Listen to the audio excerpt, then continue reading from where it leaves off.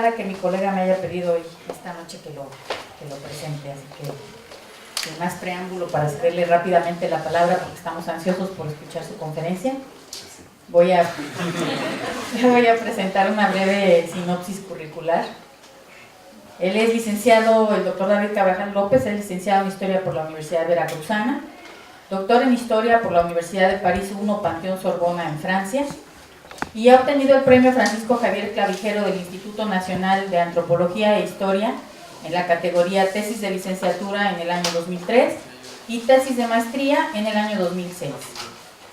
Es autor de los libros La Política Eclesiástica del Estado de Veracruz, 1824-1834, publicado en Miguel Ángel Porrúa en 2006, y el libro Cuerpos Profanos o Fondos Sagrados, la reforma de las cofradías en Nueva España y Sevilla durante el siglo de las luces, por la Universidad de Guadalajara y el Centro Universitario de los Lagos en 2016.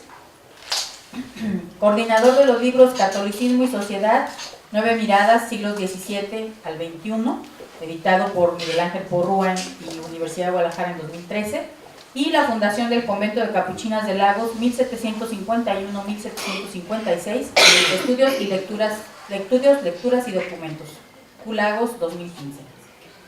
El doctor ha publicado poco más de 40 artículos y capítulos en revistas y publicaciones académicas. Es profesor de tiempo completo del Departamento de Humanidades, Artes y Culturas Extranjeras de nuestro centro universitario de la Universidad de Guadalajara desde febrero del 2012.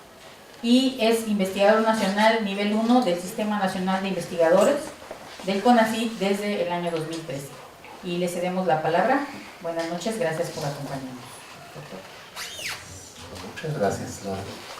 Pues, ante todo, muchas gracias a todos por estar aquí en esta oportunidad. Muchas gracias en particular a mi jefe de departamento, la doctora Rosa María Espinosa Arcocha, también por estar presente. Paso sin mayor preámbulo a hablarles de cuerpos desmembrados.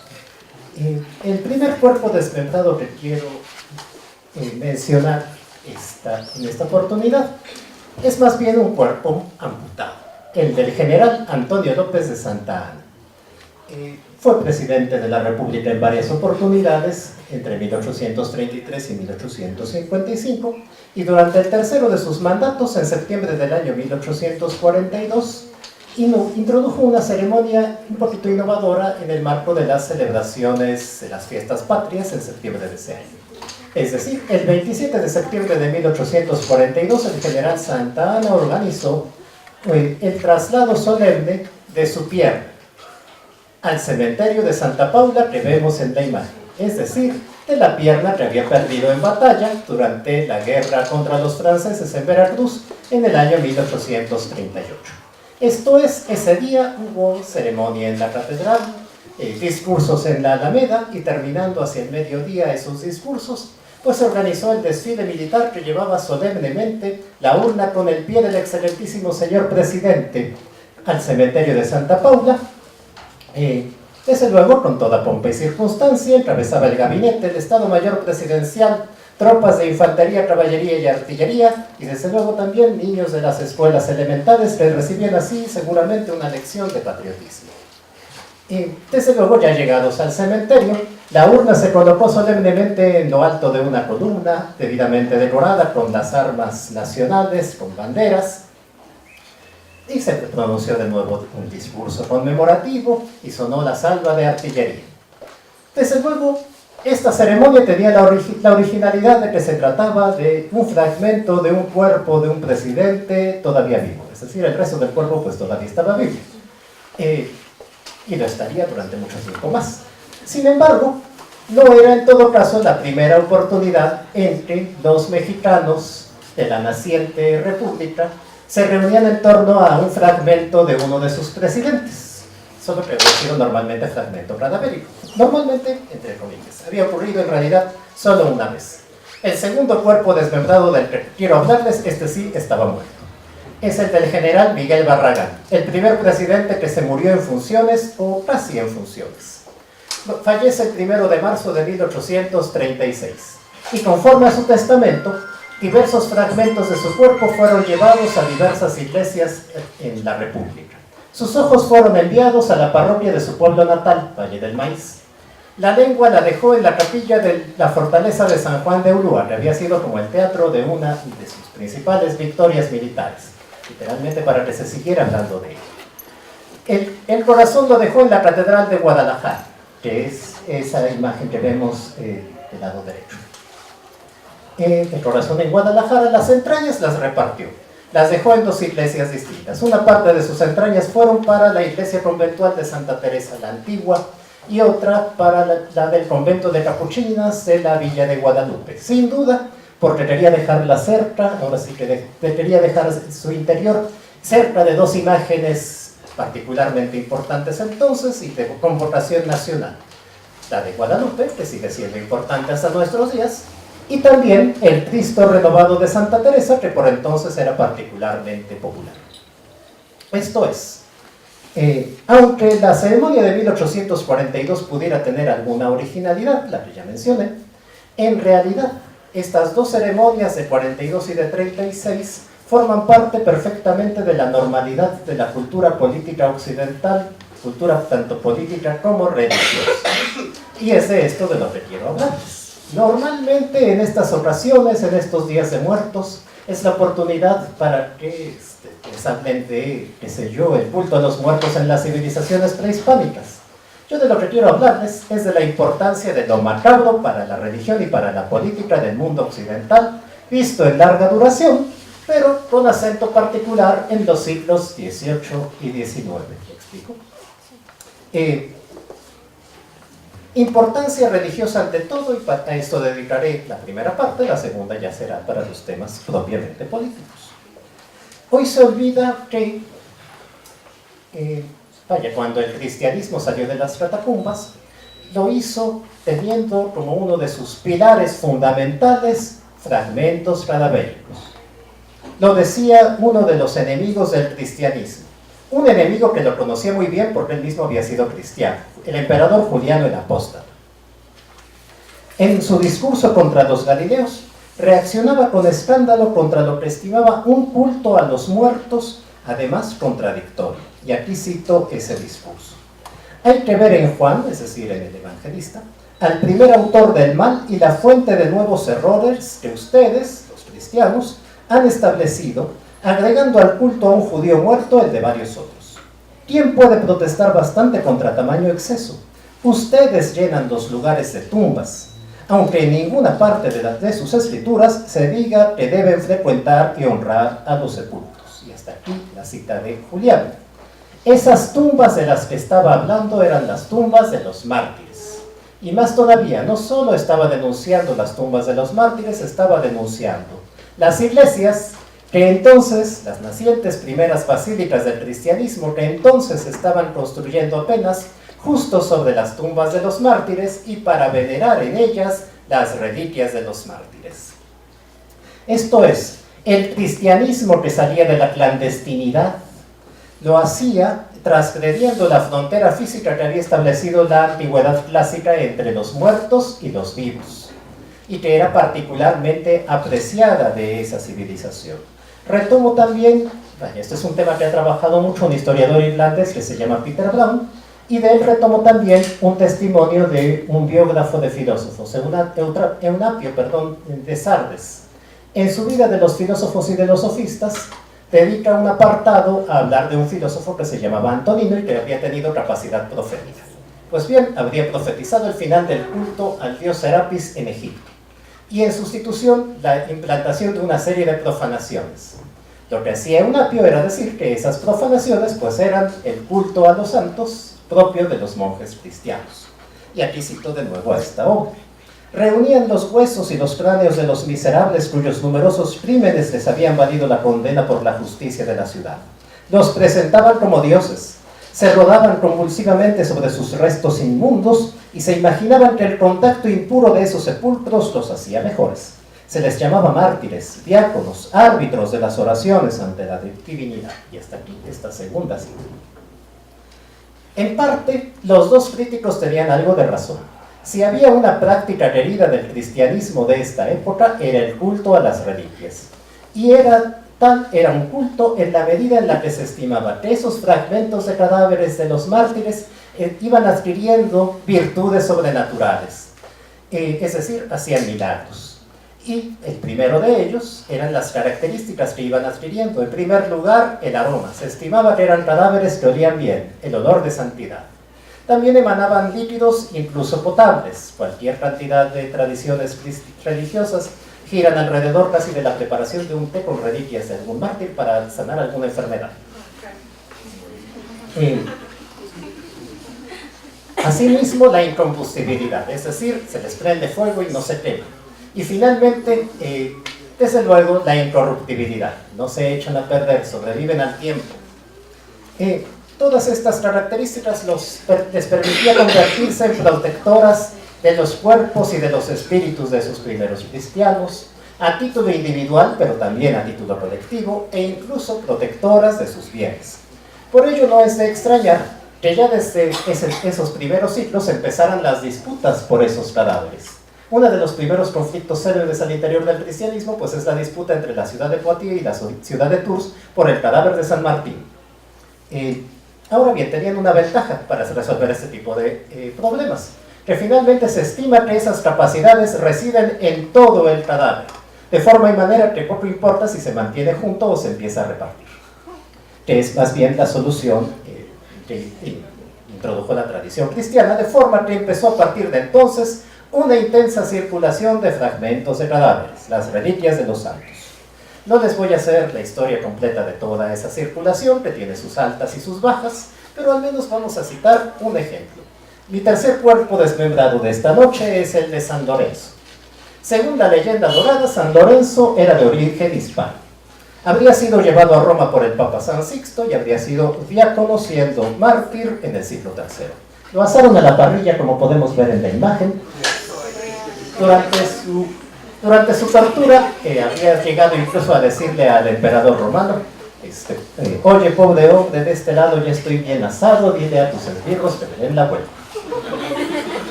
Sin duda, el suyo es uno de los cuerpos más repartidos por toda la cristiandad, por todo el mundo católico. Y es justo buen testimonio de que en efecto el cristianismo llenó el mundo de fragmentos cadavéricos. En Roma, la Basílica de San Lorenzo extramuros fue construida sobre el lugar de su sepulcro. Sin embargo, es en los museos vaticanos donde está este relicario con su cráneo.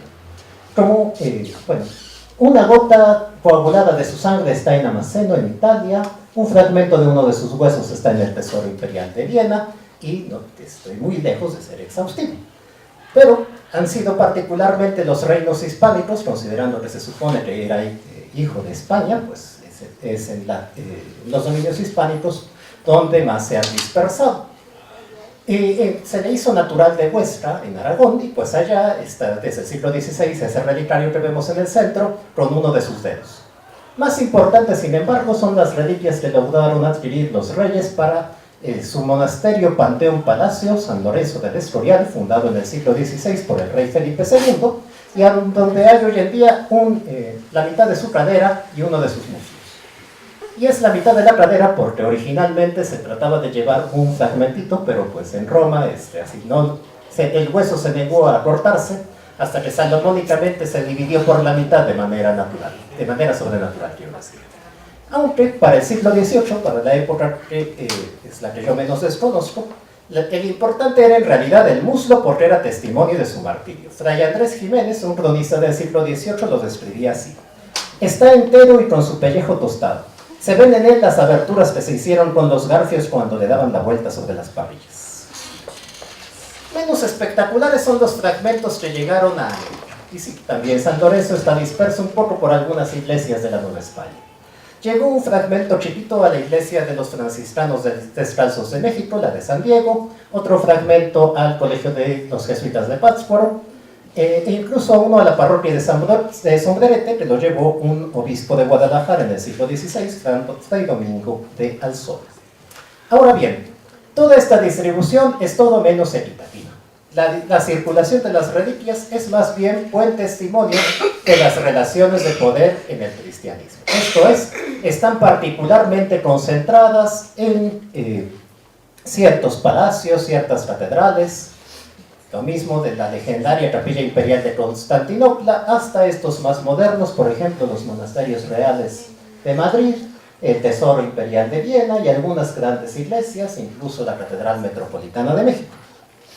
Pero esa concentración, ese intento de monopolio de estos fragmentos que intenta la nobleza, la realeza, el clero, no evita que la gente trate de disputársela, es decir, en la menor oportunidad también los más humildes y pobres fieles trataban de apropiarse si fuera de una falange, aprovechando por ejemplo las oportunidades que se presentaban y que no eran pocas.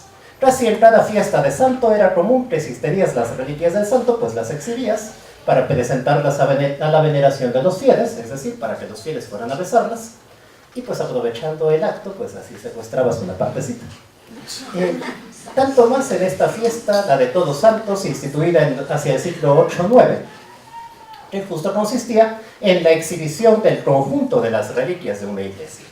De hecho, hasta el siglo XIX en eso básicamente consistía la fiesta.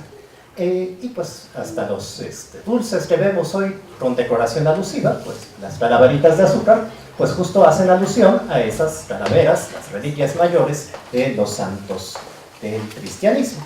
La prensa anunciaba la fiesta enlistando a los santos que era posible venerar en una iglesia. Aquí vemos un ejemplo mexicano, la Gaceta de 1728 y una nota de un periódico de 1843, es decir, lo que vemos ahí es, pues, en la catedral van a estar exhibidos tal y tal, mientras que en Santo Domingo, en San Francisco, etcétera, etcétera, para que la gente pudiera ir a venerarlas todas. Cabe decir además que, pues bueno, no podían presentarse al natural, había que presentarlas a la altura de su importancia. Eso propicia que el arte de los relicarios se vaya desarrollando. Relicarios de oro y plata con joyas y piedras preciosas. Primero cajas, luego urnas, y luego se van desarrollando incluso relicarios que imitan la forma del miembro correspondiente, es decir, hay relicarios brazos, hay relicarios bustos, etcétera, etcétera, hasta que después del siglo XVI pues tenemos algo un poco más elaborado. Los esqueletos enjollados, que son una tradición particularmente querida en el norte de Europa, y los santos relicarios, los corpos santos, los cuerpos relicarios, que son de madera o de cera y que circulan un poco por doquier a lo largo de los siglos XVI, XVII, XVIII y hasta XIX. Los que vemos en la imagen, por ejemplo, son de un mismo modelo, porque esto se hacía siguiendo ciertos patrones, el San Feliciano de Giuliano y el San Hermión que tenemos aquí en la luz de Moreno. Dicho esto, cabe decir que para esa época, para el siglo XVIII, para la época que a mí más me interesa, pues esos fragmentos cadavéricos seguían muy vivos. Es decir, se seguían utilizando de manera importante. Aquí cito simplemente dos ejemplos. El cuerpo fragmentado de San Primitivo, que en la Catedral Metropolitana de México era utilizado para las sequías, es decir, llegó a salir en procesión 4 o 5 veces alrededor de la catedral para invocar las lluvias, aunque también en 1762 para combatir una epidemia de fiebres. San Primitivo. Y del otro lado tenemos la cabeza de San Gregorio Ostiense, que era una reliquia particularmente querida en España porque era utilizada para combatir las plagas de langostas. En 1757 en Sevilla, por ejemplo, ante el peligro que significaba la langosta para los campos andaluces, pues el ayuntamiento pagó que llevaran la cabeza de San Gregorio Ostiense para remediar el problema. Esto es todavía, entre comillas, todavía en el siglo XVIII, las autoridades, tanto civiles como eclesiásticas, como la propia sociedad, recurría a estas reliquias como remedio para afrontar los desastres naturales y es tal vez su mayor importancia, su importancia más popular. Sabemos que en el siglo XIX siguieron circulando, aunque en México al menos tenemos menos conocimiento de su uso. Tenían otros símbolos religiosos como competencia, las imágenes, es la gran época de la Virgen de Guadalupe, por ejemplo. Desde luego otros símbolos como el Sagrado Corazón, la Eucaristía, etc. Pero de todas maneras la circulación no se detiene, tan es así que de los 51 cuerpos relicarios que sabemos existen hoy en México, y el conteo todavía no es exhaustivo, 9 deben de haber llegado entre finales del siglo XVIII y principios del siglo XIX. Ahora bien, lo que también llegó fue la crítica contra las reliquias, que nació sobre todo en la Ilustración. Este es un folleto que lleva el ilustrativo título de "Ahí va ese hueso que roer y que le metan el diente", que pertenece a una serie, tuvo varios números. En el año 1826 se imprimía en la Ciudad de México en la imprenta de Martín Rivera. El panfletista ahí cuestionaba las reliquias por falsas. Directamente decía: en el día vemos santos con 2, 3, 8, 10 y hasta 20 cuerpos. Y cabe decir, en efecto, hay algunos testimonios en ese sentido. Pero además veía en su culto una forma de superstición. Lo veía como una manera en que el cristianismo se pervertía, paradójicamente, mezclándose con el paganismo, cosa que es radicalmente falso, pero pues es que todavía no existía la investigación histórica contemporánea. Sobre todo, denunciaba el uso de las reliquias para fines políticos, es decir, en el siglo XIX tendió a acusarse al clero de utilizar diversos recursos para emocionar a la población y manipularla. No sé si me explico. Pues bien, uno de esos recursos habrían sido las reliquias de los santos. No sabemos qué tanto impactaron esas críticas, pero no iba desencaminado el panfletista. En efecto, también en el ámbito de lo político había generación de reliquias. Y aquí paso a la segunda parte de esta exposición. Empezando, para variar, invocando otro cuerpo desmembrado, esta vez el de Ricardo Corazón de León. Desde la Edad Media hubo generación de reliquias, digamos, civiles. Este es el sepulcro del corazón de Ricardo Corazón de León, valga la repetición. Murió en 1199. Es un rey medieval que se hizo célebre por su participación en las cruzadas, las expediciones militares que diversos reinos cristianos europeos realizaron para conquistar Tierra Santa entre los siglos XI y XIII. En ese marco, pues la nobleza guerrera europea se encontró con un problema. ¿Cómo hacías para que el cadáver de alguien caído en la batalla en Tierra Santa regresara a Europa, a su tierra natal? Aunque el rey Ricardo en realidad murió en el actual territorio del sur de Francia, pues es ejemplar de las técnicas que empezaron a utilizarse al respecto. Al cadáver pues le sacaron las entrañas, que quedaron depositadas en el castillo de Chalus-Chambol, que es cerca de donde falleció. Se le separó el corazón, que es el que vemos aquí, bueno, lo que queda de él, depositado en la catedral de Rouen, y el resto de su cuerpo fue remitido a la abadía cisterciense de Fontevraud.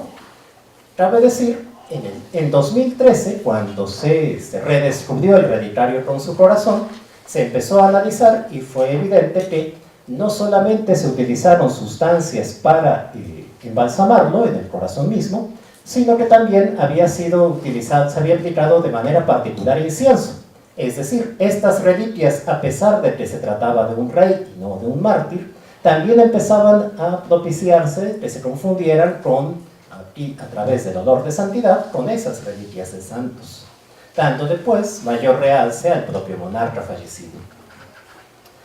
Este caso es el particularmente célebre por las notas periodísticas que circularon hace 4 años al respecto, pero también es una larga serie de personajes que pudo gozar del embalsamamiento y de la división cadavérica, que en cambio estuvo prohibida para el común de los fieles a partir de 1299 por una bula del Papa Bonifacio VIII. Es decir, esto de repartir el cadáver es cosa solo de la nobleza y del alto clero. El estudio de Alexandre Bande, El corazón del rey, que es un librito publicado en el año 2009, detalla varios casos que incluso son previos al de Ricardo Corazón de León. En el año 1056, por ejemplo, el emperador Enrique III, quería enterrarse al lado de su padre en la catedral de Espira, pero también quería dejar testimonio de su afecto por su hija, que estaba enterrada en un monasterio, la abadía de San Simón de Goslar, a donde terminaron depositados su corazón y sus entrañas. Ahora bien, embalsamar no siempre era la mejor alternativa, sobre todo para obispos y nobles germánicos que iban a Roma, que pues es simbólica, pero además es muy calurosa en verano, por lo que ya le tocó en el año 992 a un obispo, al obispo Bernard de Hildesheim, una solución alternativa. Cuando él muere, pues sí, se sacan las vísceras del cadáver, pero en lugar de embalsamarlo, se procede a partirlo en 4 fragmentos que se sumergen en agua hirviendo para separar la carne de los huesos. y así se hace más fácil el traslado únicamente de los huesos. Lo confieso, esto es lo que se conocerá más adelante como la costumbre teutónica, es decir, este procedimiento de separación. Confieso que nunca he encontrado exactamente si la carne recibía algún tipo de trato peculiar posteriormente, pero bueno.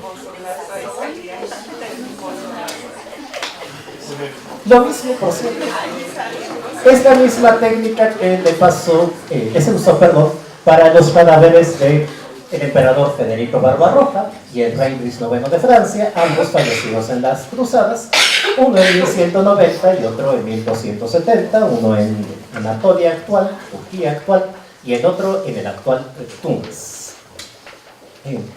Bueno, de una manera o de otra, pues la nobleza y el clero europeos podían disfrutar ya a partir de entonces de un entierro triple: cuerpo por un lado, corazón por otro, entrañas por otro. No era algo inocente. De hecho, bueno, este es el antecedente, ese tipo de entierro triple es el antecedente más remoto del entierro sextuple que disfrutó el presidente Barragán, bueno, disfrutó entre comillas, el presidente Barragán en 1836. No era algo inocente. Bueno, tenía un lado religioso, porque pues finalmente casi siempre se depositan estos fragmentos en monasterios para que esas comunidades monásticas recen por el difunto. Podía tener el lado sentimental, como el emperador depositando su corazón al lado de su hija. Pero también tenía un alto contenido político. Era una manera de enlazar al monarca con santuarios prestigiosos, con comunidades en donde pues había ya de por sí una tradición importante de visitantes. Es decir, era una manera de reforzar la memoria de los reyes, el recuerdo que quedara de ellos. Y desde luego era una manera también de extender la presencia de los monarcas por territorios más allá de los que eran sus panteones más tradicionales. Al principio, bueno, tal vez la dinastía tal vez más asociada con esta práctica fue la Casa de Francia. Al principio se empezaron a dejar sus corazones dispersos por diversos santuarios, pero terminó habiendo una auténtica necrópolis del corazón y de las entrañas de los reyes de Francia: la capilla de los Orleans, el convento de los Celestinos de París.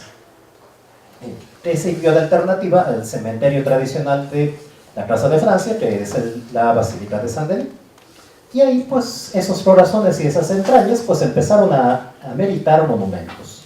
Hoy en día están en el Louvre, ya vaciados de su contenido original, que literalmente la Revolución Francesa tiró a la basura. Y aquí vemos, por ejemplo, el monumento del corazón de Enrique II, sostenido por las Tres Gracias, el monumento al corazón de Anne de Montmorency. Los monumentos de entrañas, en cambio, se distinguen porque casi siempre es figurado el muerto cargando el saquito con sus entrañas. Desde luego tampoco fue, no es que los descendientes de San Luis no tenían el monopolio. Los Habsburgo no se quedaron atrás a partir del siglo XVII y tienen también la necrópolis de sus corazones, pero más modestos, están depositados solo en urnas de plata pura, en la actual iglesia de San Agustín de Viena, así hasta 1878. En cuanto a los reyes de España, lamentablemente para mí, me temo que prefirieron siempre enterrarse de cuerpo entero en el monasterio del Escorial. En cambio, sin embargo, la nobleza y el clero del mundo hispánico sí que no desaprovecharon la oportunidad, y ellos sí fueron dividiendo sus cadáveres. Dos virreyes del siglo XVIII lo hicieron: el virrey Marqués de Valero y el virrey Conde de Gambes, uno al principio del siglo y otro a finales del siglo XVIII. El primero falleció en Madrid, pero literalmente envió su corazón a las monjas capuchinas del convento de Corpus Christi de la ciudad de México. Y aquí un paréntesis romántico. Resulta ser que el Marqués de Valero fue uno de los pocos virreyes que estuvo en la Nueva España siendo soltero e incluso murió soltero. Con lo cual, cuando un cronista del siglo XX, don Artemio de Vallerispe, escuchó que había mandado su corazón de vuelta a la Nueva España y a un convento de monjas, de inmediato se le ocurrió una historia romántica, que es completamente ficticia. Se titula Ojos herido me habéis. Y en ella el virrey había alcanzado a ver los ojos durante una ceremonia en la catedral de una dama novohispana particularmente bella, que además lucía en su mano una sortija de turquesa. y que pues bueno, resultó ser después una novicia de un convento, el convento de Santa Isabel. Para Artemio de Vallarispe se inventa la historia de que es en honor a ella que el virrey funda este convento, el de Corpus Christi de Capuchinas, y que pues bueno, la dama en cuestión habría terminado siendo una de las fundadoras y habría empezado una relación completamente platónica entre los dos, en que se intercambiaban los donativos del virrey al convento por presentes que devolvían las monjas. El último de esos presentes antes de que el virrey partiera habría sido la sortija de color turquesa, que sin embargo volvería después a la dueña, ya con el relicario del corazón del virrey Marqués de Valero un tiempo más tarde. En todo caso, esta historia, que es completamente ficticia, ha servido para amenizar un poco el redescubrimiento del relicario del corazón del virrey a principios de este siglo, y es lo que vemos en la imagen en la parte inferior. Menos rodeado de leyenda estuvo el entierro del conde de Galvez. Él simplemente dejó su corazón y sus entrañas a la catedral y el resto del cuerpo al Colegio Apostólico de San Fernando de México, iglesia de franciscanos. Los que sí que aprovecharon de manera más sistemática esta práctica fueron los obispos. Por un lado tenemos aquí los obispos de Puebla. Dos obispos los separa varios siglos, siglo XVII al siglo XIX concretamente. Están sus corazones reunidos en un mismo lugar, el antiguo coro del convento de Santa Mónica de Puebla, actual Museo de Arte Religioso del Instituto Nacional de Antropología e Historia de esa ciudad. Son el corazón del obispo Manuel Fernández de Santa Cruz, que vemos a la izquierda, y el de Francisco Pablo Vázquez. En ese mismo espacio está el corazón y la lengua de uno de los capellanes de esas religiosas. Desde luego, tal vez los obispos que más se aficionaron a esta práctica fueron los de Guadalajara. Entre finales del 18 y principios del 19, todos practicaron el entierro separado. Ahí vemos, por ejemplo, el corazón de Fray Antonio Alcalde, obispo dominico fallecido en 1792. Él habría dejado el corazón a las capuchinas de Guadalajara y la lengua, a las monjas de Santa Teresa. Su sucesor, Esteban Lorenzo de Tristán, habría dejado su corazón también a unas capuchinas, pero a las de Lagos, y aquí agradezco la foto que me ha prestado la doctora Irma Guerra Márquez, por aquí presente, de ese depósito en el exconvento de capuchinas de esta ciudad. Todo esto lo digo siguiendo los apuntes para la historia de la iglesia de Guadalajara de José Ignacio Dávila Garibi, que reporta de manera particular que tal vez el obispo con mayor corazón de la historia de la Nueva Galicia fue don Juan Cruz Ruiz Cabañas, porque hubo dos sepulcros de corazón. Uno que él se esforzó por descartar, porque fue confusión y demás, el santuario de Mesticacán, y el que sí debió de haber sido el bueno, tendría que ser el convento de la Soledad. Su sucesor, que ya no aparece en esta imagen, don José Miguel Gordoa, muerto en 1832, tiene una confusión parecida. Oficialmente dejó su corazón en el seminario clerical, pero también hay memoria de que había quedado depositado en su parroquia de origen en Sierra de Tiros. Con todo esto, pues no es extraño que el prelado más ilustre del siglo XVIII, el arzobispo de México, Alonso Núñez de Haro y Peralta, cuando falleció, pues justo es el antecedente más directo de la práctica del presidente Barragán. Dejó la lengua y parte de sus entrañas en Santa Teresa la Antigua, dos ojos y la otra parte en el Colegio de San Miguel de Bedén, el corazón en el convento de capuchinas de la Villa de Guadalupe, las mismas que 36 años después habrían de recibir las entrañas del presidente Barragán. Ahora bien, lo interesante de todo esto es que esto pues es finalmente el antiguo régimen. El problema es que cuando empiezan las revoluciones, cuando llega la modernidad política, no es que se acabe este tipo de prácticas, sino antes bien uno diría que se refuerza. Por ejemplo, un cuerpo desmembrado más, el de Marat, el de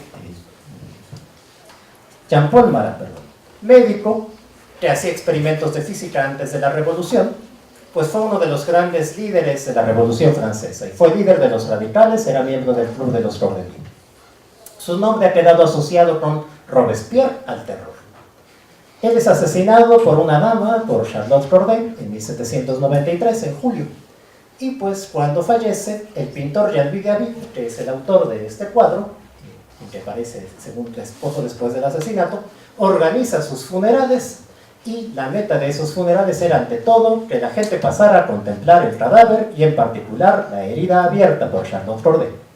Desde luego el corazón se extrae y es enviado con sus correligionarios, con los miembros del club de los Cordeliers, que son los que escriben, pues estos son fragmentos desde luego, diversos discursos en que se compara ese corazón con el corazón de Jesús, tanto para asemejarlo como para tomar distancia de este, como vemos en la imagen.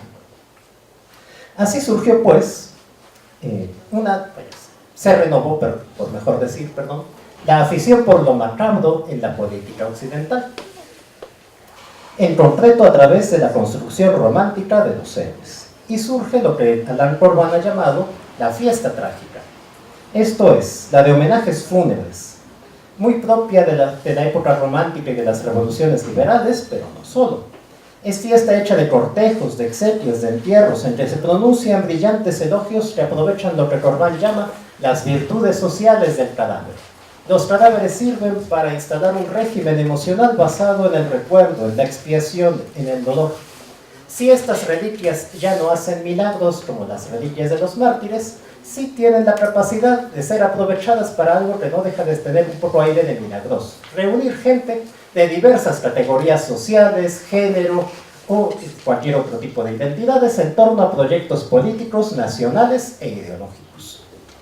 Para propiciarlo, esas fiestas lucían pues, estos decorados que alcanzamos a ver en algunas de esas imágenes, recuperando elementos monárquicos como los fastuosos carros fúnebres, las pirámides, los baldaquinos, los catafalcos monumentales, las alegorías y los símbolos, recurriendo también a la antigüedad grecolatina.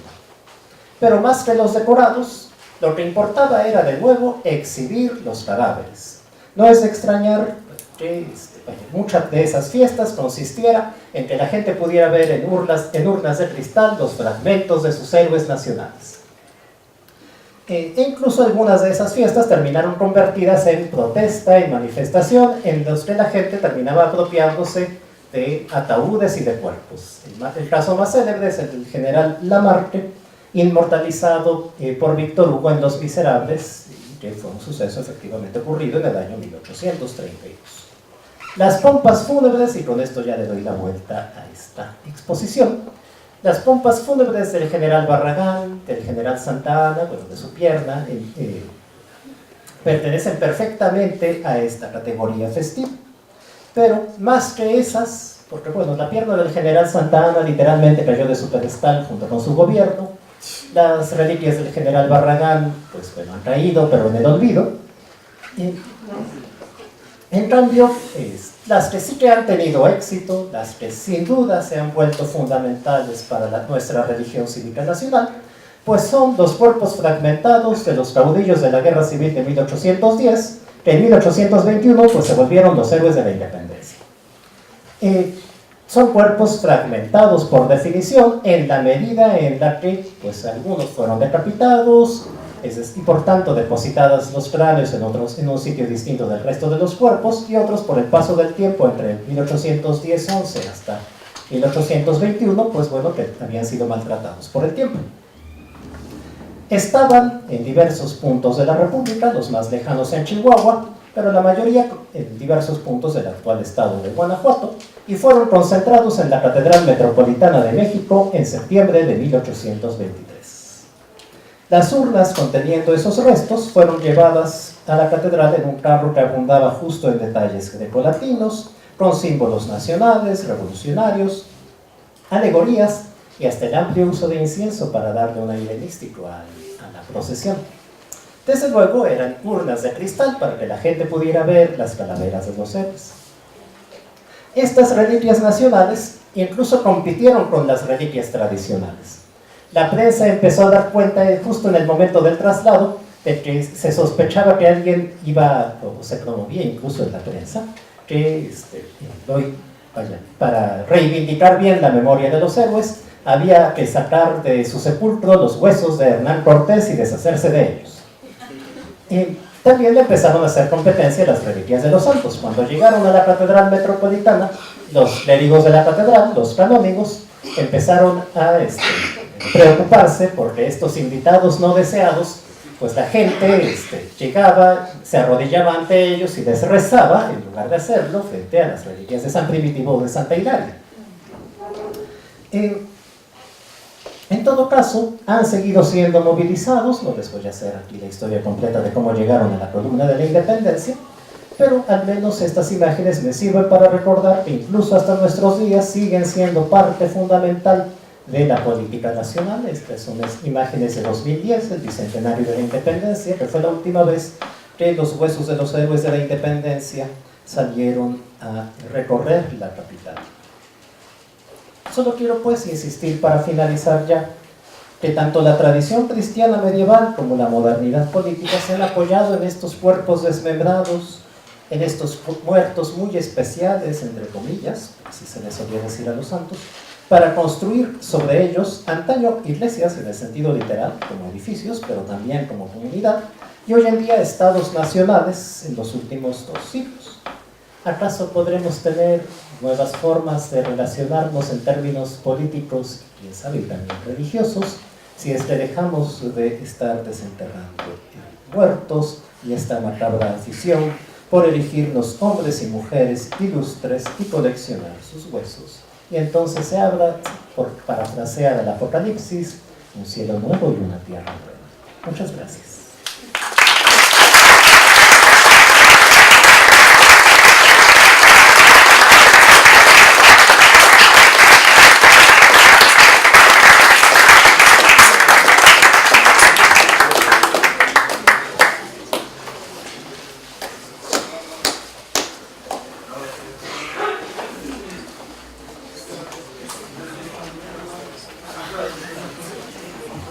Pues vamos a abrir un espacio para que los asistentes hagan preguntas aquí al doctor respecto a su charla que acaba de compartir con nosotros.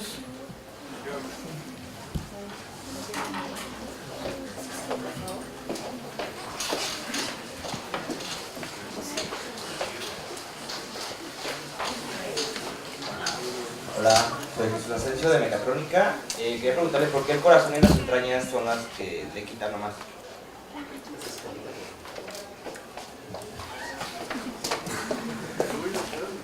¿Hay otra pregunta para de una vez? Bueno, mi pregunta es, como sabemos, Maximiliano murió aquí en México. ¿Sus restos fueron llevados a Viena? Sí. ¿Sí? Está bueno saber.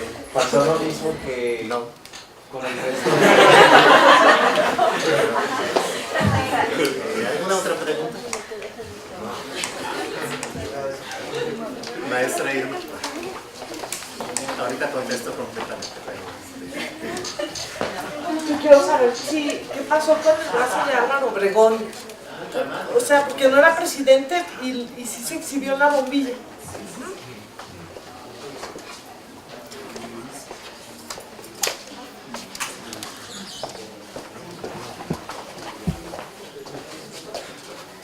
Empiezo por la más fácil. Bueno, sí, es que se llevaron el cuerpo completo de Maximiliano y no dejaron nada aquí. Así que, en efecto, está todo entero en la cripta de los Habsburgo en Viena. E incluso, pues es relativamente común que alguno que otro mexicano que pase por ahí vaya y le deje alguna flor o alguna cartita. Respondo ahora sí que por orden de dificultad. Maestra Irma, bueno, sí, en efecto. Me he limitado a los fragmentos cadavéricos, digamos, hasta del siglo XIX, pero bueno, es una costumbre que existe hasta nuestros días.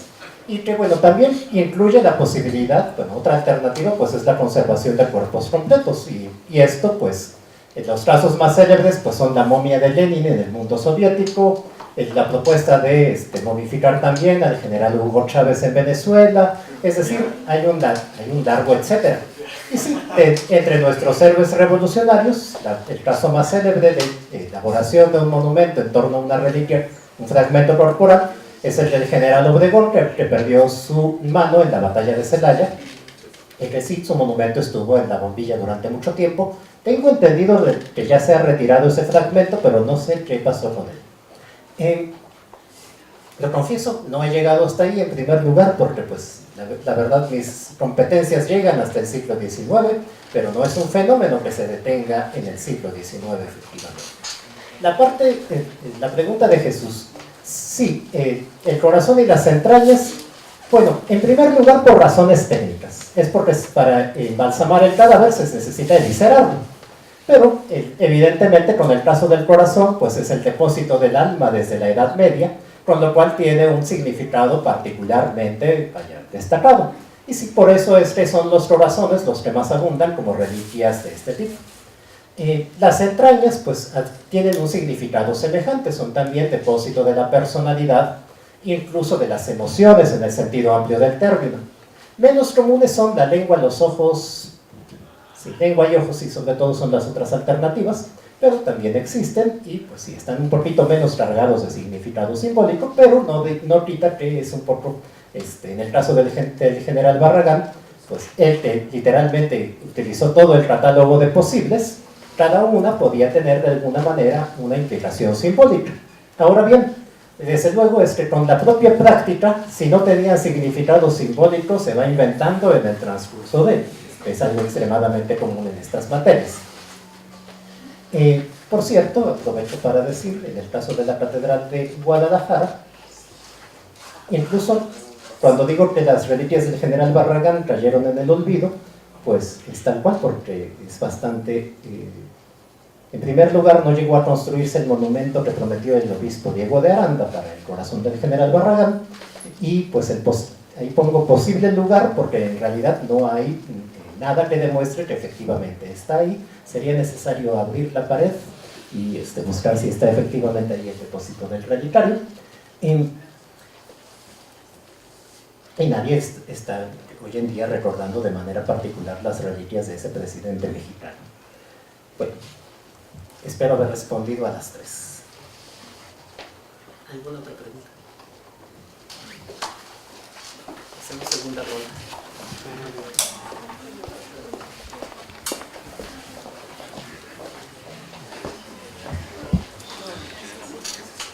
Hola, buenas noches, Miguel, mucho gusto. Usted, como en su cierre decía si se podía, o comentaba si se podía hacer una religión, una separación en relación a la política y al aire místico o a esta forma de sepulcro que se les da a las personas, o la forma que se utiliza el cuerpo para transmitir un cierto tipo de mensaje. Pensando en lo que acaba de decir el Papa Francisco acerca de Dios y acerca del, para mí, bueno, la representación que tiene el cuerpo torturado en el sentido de la moral, en el sentido que se le aplica al... Bueno, incluso lo podemos ver en la iglesia, ¿no? Se representa a un Jesucristo torturado para que inconscientemente se diga, si Él sufrió así, ¿por qué tú no vas a sufrir así como Él? Al igual que en los héroes o en las personas de la política. Mi pregunta sería si se puede hacer una separación, como usted lo dice, si no estoy equivocado, de la política y la religión en estos tiempos y ahora de la forma en que se utiliza el cuerpo, ya no como el cuerpo o las vísceras del cuerpo, el cuerpo como lo real, el cuerpo como tal, biológico, o el significado que se le puede dar. Ahora la exigencia que hay en los cuerpos en relación a la política, el que esté más estético, el que tenga más operaciones. Ahora hay un cierto tipo de cambio de paradigma para mí, entonces creo que, bueno, mi pregunta sería, ¿usted cree o desde qué punto se puede partir para hacer esta separación en relación precisamente a la forma que se está utilizando el cuerpo en estos momentos, en base a una nueva exigencia, ¿no?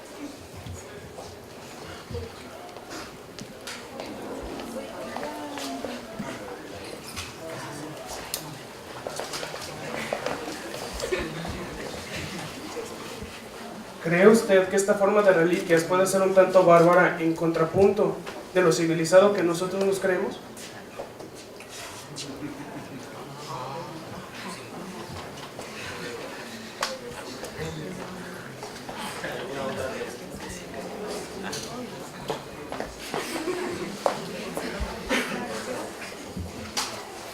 Bueno,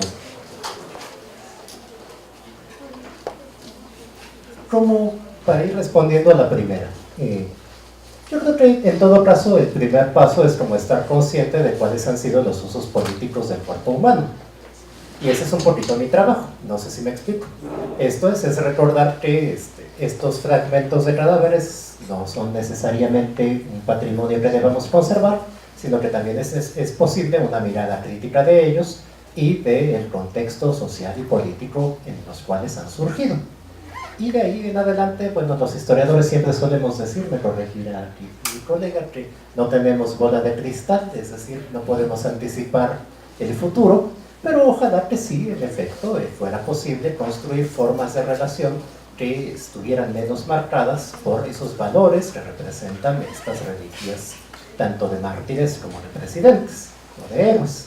Finalmente, en efecto, en ambos casos es una promoción del dolor y del sacrificio. Y de hecho, bueno, sí, uno de los temas históricos con el cristianismo es uno de los problemas para el cristianismo históricamente pues es el placer. Sin embargo, desde luego, no soy yo quien para hacer aquí programa político explícito. No, me temo que no tengo una respuesta más elaborada al respecto, más que repetir lo que ya he dicho. Finalmente, la reflexión histórica también sirve para ir pensando cómo puede irse pensando a su vez el futuro. Para Raúl Daniel, quien acaba de beneficiarse de algún punto en la materia que me toca impartir, contrario a los que estaban por ahí dormidos, bueno, bárbaras. Esto, como siempre, es bastante relativo. Siempre es bastante complicado establecer los parámetros, y acabo de salir de un curso que justo anda sobre ese tipo de preguntas. Justo es complicado establecer los parámetros para decir qué es bárbaro y qué es civilizado. En todo caso, bueno, hay siempre que tener presente que nuestra civilización, bueno, sí, no es que el tema de lo macabro no esté particularmente presente en nuestra sociedad, en nuestros días, tanto más, bueno, en este querido país tan azotado por la violencia ligada al crimen organizado y demás, que además se ha lucido con particular esplendor en el maltrato a los cuerpos. Con lo cual, bueno, lo más que podría yo decir para responder es que bárbaro, la verdad, solamente si juzgáramos en efecto, como va en el planteamiento ya de tu pregunta, que lo nuestro es como más civilizado. Pero yo no estoy tan seguro de que haya posibilidad de establecer en términos de progreso el trato a los cuerpos de la Edad Media y el trato a los cuerpos en el siglo XXI, no sé si me explico. Puedo tener claro que hay un proceso, pero no necesariamente hay un progreso, no sé si me explico. Y esto, bueno, sucede, es hasta uno de los principios clásicos de la historiografía, tal vez la más rancia. Todas las épocas están a la misma distancia de Dios, decía Leopold von Ranke en el siglo XIX. Hoy diríamos igualmente distantes de la humanidad, decía Ernest Heller. Sea como fuere, pues bueno, no hay una buena respuesta así en términos lineales. En todo caso, sí hay que recordar que, bueno, la Edad Media habrá podido hacer cualquier cantidad de relaciones de dominación que hoy nos parecen dignas de rechazo.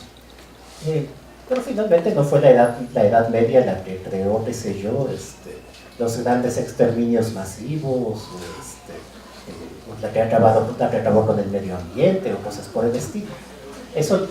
De eso podemos enorgullecernos nosotros como civilización de los siglos XX y XXI. Y no sé si hay otra pregunta.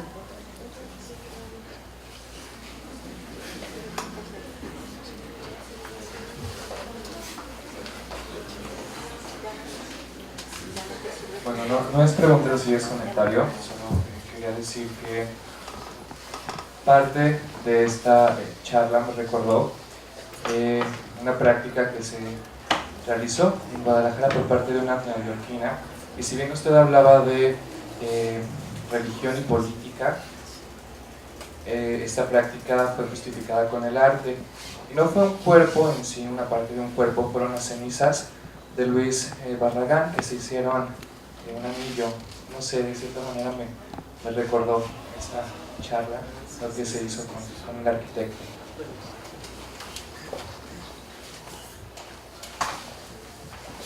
Bueno, He de repetir que, bueno, lo mío es el siglo XIX como ámbito de especialidad, los siglos XVIII y XIX. Pero algo que a mí me ha llamado la atención es que, en buen testimonio de que este asunto sigue siendo, de que seguimos teniendo unos muertos muy especiales, y que sobre ellos está afincado en buena medida algunos de nuestros valores políticos, es que hemos tenido en fechas recientes debates sobre el trato a ciertos cuerpos o restos en dos momentos muy particulares. Lo que sucedió en la Rotonda de Hombres Ilustres en la Ciudad de México hace algunos años, que se organizó una fiesta en ella, y pues sí, el trato a las cenizas de Barragán. Más que expresar aquí una opinión estricta al respecto, finalmente yo no tengo competencias artísticas, aunque eso es todo un tema, hasta de un curso que me toca impartir. He de decir que al menos yo lo estimo justo como testimonio de que este proceso de valoración de ciertos cuerpos, ¿no? Además excluyendo a otros, es decir, es que el hecho de que tengamos una rotonda de hombres ilustres quiere decir que tenemos un montón de gente que es perfectamente olvidable. No sé si me explico. Pues bueno, a mí me parece que simplemente es testimonio de la reproducción de ese tipo de memoria que valora a unos dejando en el olvido a otros. Cierto, con ciertos valores en cada caso que pueden ser perfectamente defendibles, analizables, etc. Pero a título personal no podría yo expresar una opinión específica sobre que no debió de haberse hecho o qué tanto fue efectivamente un gesto artístico, y eso sería como materia para analizarse ahora que lo pienso justo en el curso de Historia de las Prácticas Culturales 1, y ya lo veremos. Y hay otra pregunta. ¿Otra pregunta allá atrás? Bueno, no sé si contesté, pero hice lo que pude.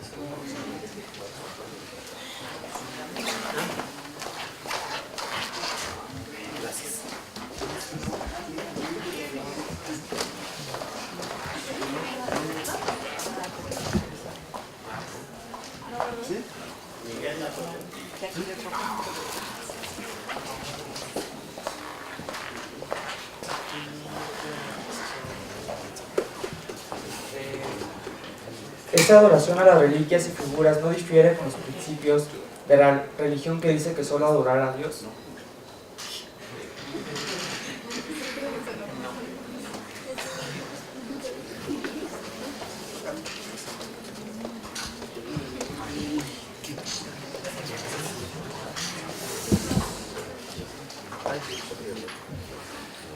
Esa es pregunta como digna de alguna desierta de la historia del cristianismo, porque bueno, la verdad, eso era ya lo que se preguntaba apóstata, es decir, cristiano que dejó de ser Juliano, el emperador Juliano, que pues es tradición cristiana su familia, pero que abandonó el cristianismo.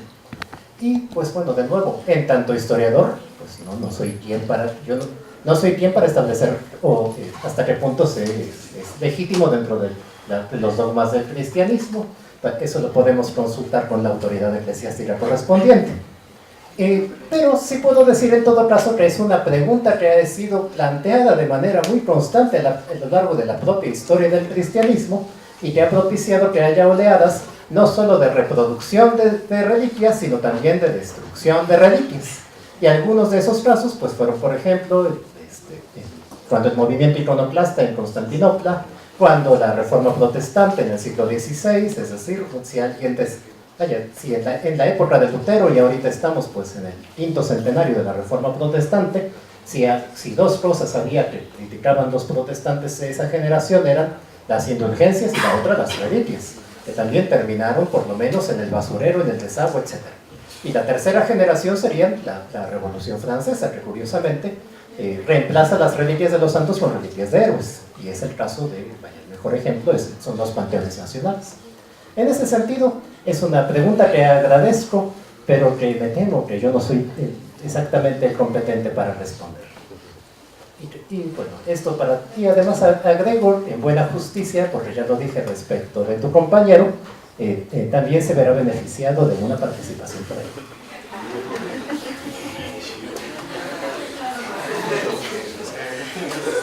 ¿Alguna otra pregunta? Sí, la última.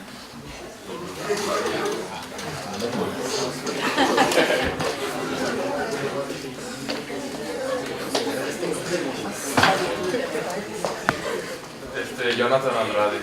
Así como al corazón se le da una representación relacionada con el alma y un valor muy grande, al cerebro, ¿qué representación se le daba y qué valor? Casi ninguno.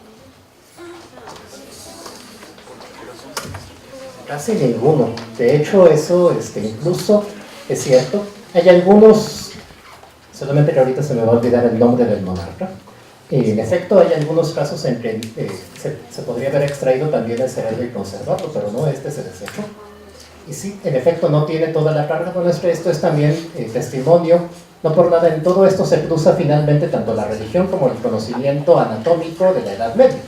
Es decir, en ese momento se estimaba que las potencias del alma residían en el corazón y no en la cabeza, así que lo importante era conservar el corazón, no el cerebro. Solamente cuando son reliquias, y esto ya es muy del siglo XX, ha habido conservación de cerebros a partir de que hay reliquias científicas, que incluyen, es decir, de alguno que otro plan científico ha llegado a conservarse el cerebro. Estaba pensando ahora que tratamos el resto del cuerpo, pues bueno, es significativo, por ejemplo, de Napoleón Bonaparte, ese tema leyenda medio tabú para los franceses, el pene de Napoleón Bonaparte como reliquia, que también había estado circulando por ahí, pero que en cambio los ingleses tratan de evitar que se extraiga el corazón cuando fallece. ¿Y qué otra parte del cuerpo? Bueno, ahora se me ocurrirá. Agradezco la pregunta. ¿Alguna otra pregunta? Miguel Napoleón de nuevo.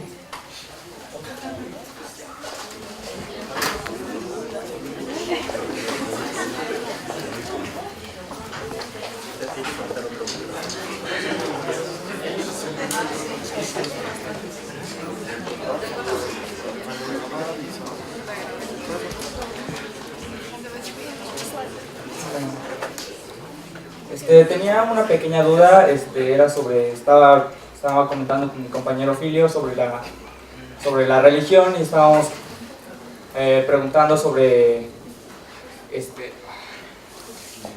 acerca sobre la profanación de los cuerpos para la exhibición, o si no sería más aparte de solamente investigación.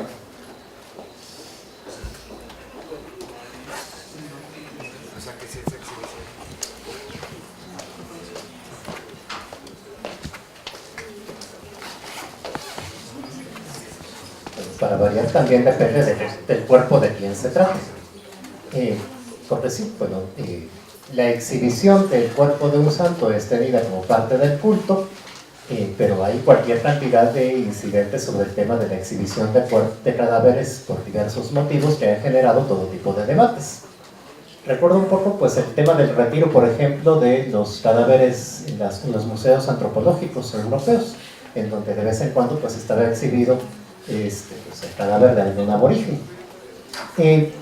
Desde luego, esto es una cuestión que varía según las circunstancias, es decir, lo que ayer fue veneración a lo mejor hoy es profanación y así por el estilo, con lo cual no es que haya una manera objetiva, clara y precisa de decir cuál es la frontera entre uno y otro.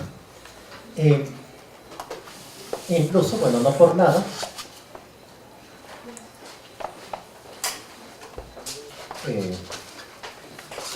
de estos 4, 3 están en iglesia, pero 1 está en el museo. San Constancio terminó de pieza de museo en el Museo Nacional del Virreinato, lo cual es un destino un poco particular, ¿no? Seguramente es santo catacumbal, es decir, es santo de las catacumbas, un muerto del siglo III o IV, un poquito antes, y no se iba a imaginar que iba a terminar en un museo público mexicano en el siglo XIX-XX.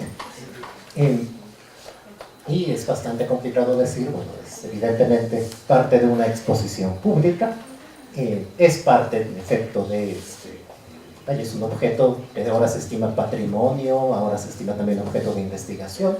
De hecho, últimamente hay una colega, Gabriela Díaz Patiño, que está promoviendo la radiografía de estos antiguos cuerpos relicarios, al menos para enterarnos de manera clara qué huesos están, en qué estado están, etcétera, etcétera, qué otros materiales están introducidos, si son los huesos de una misma persona o de varias, porque ha llegado a ver el caso y así por el estilo.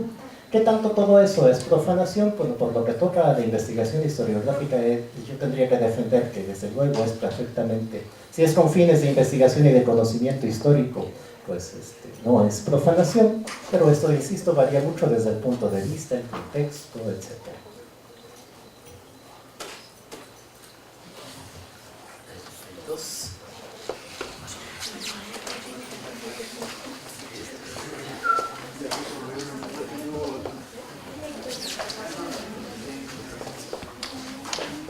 Dos ahí atrás.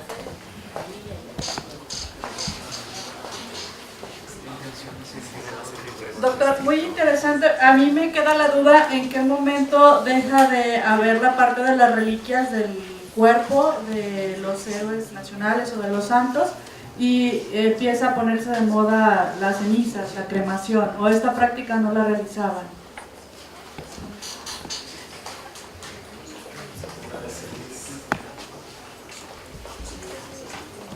Buenas noches, profesor. Bueno, llegué a mitad de la exposición, no sé si mencionó algo de eso. Bueno, lo que quiero saber, dado que ya ha mencionado varias veces que está especializado en el siglo XVIII y XIX, ¿había algunas técnicas en especial de conservación para estos restos?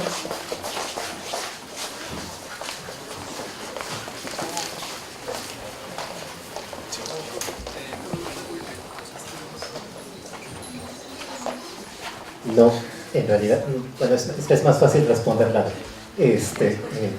No, que yo sepa, no había una técnica, entonces todavía no había una técnica particular. Tan es así que, por ejemplo, los restos de los héroes de la independencia, pues uno de los problemas justo ha sido su conservación.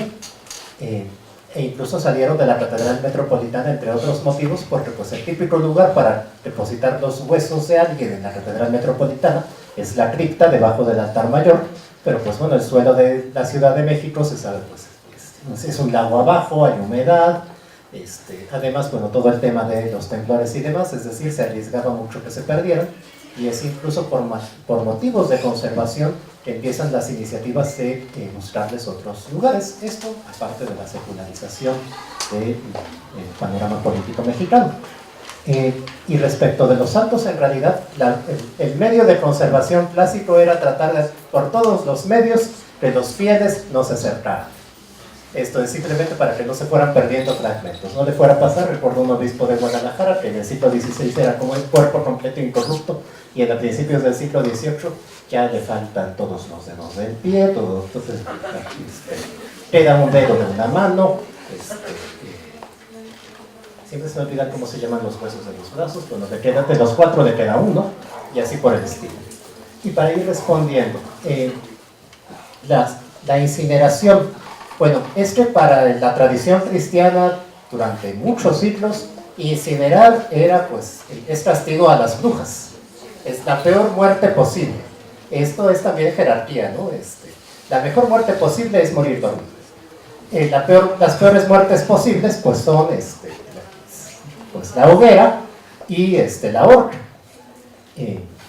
Pues no es momento para detallarlo, pero en todo caso, por eso mismo la incineración, pues en realidad históricamente fue muy mal vista durante muchos siglos, y hay que esperar muy tarde en el 19 para que empiece a haber espacio al respecto. Lo confieso, justo por eso es que yo ya no conozco del tema.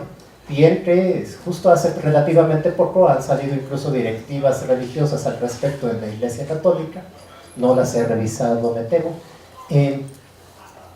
Digamos, históricamente es la cosa más limitada, digamos, su promoción.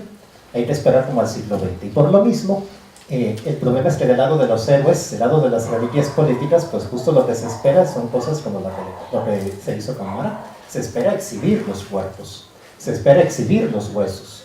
Y por lo mismo, eso de quemarlas, pues no estarían, justamente ya no estarían sirviendo al propósito de conservarlas. Espero haber contestado a las dos. ¿Hay alguna otra? No niego mi singular tengo que hablar más seguido de cuestiones macabras, porque veo que nunca había tenido yo ni tanto público ni tantas preguntas.